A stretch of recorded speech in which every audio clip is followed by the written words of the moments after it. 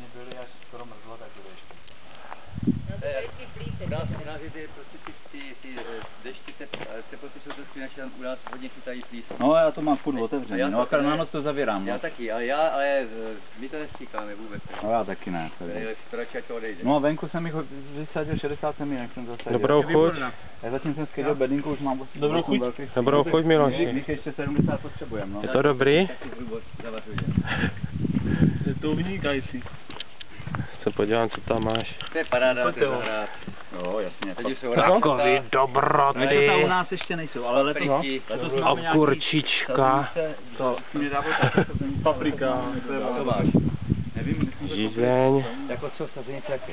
A tady ještě mě je odpočíval.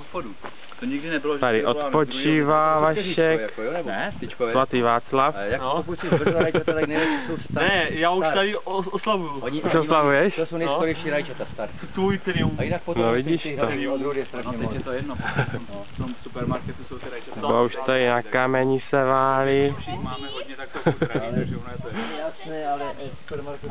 Třetí? Nekecej. Jak je to možný? Za kým jsi došel?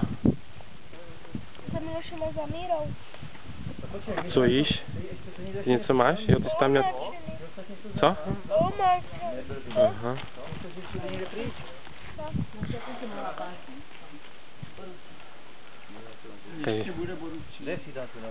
A byly dobrý borůvky.